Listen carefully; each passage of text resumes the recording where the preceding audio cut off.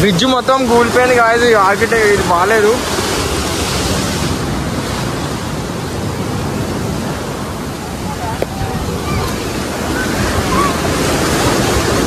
Bridge మొత్తం కూలిపోయింది, మొత్తం ఖరాబ్ అయిపోయింది. ఇవ్వండి,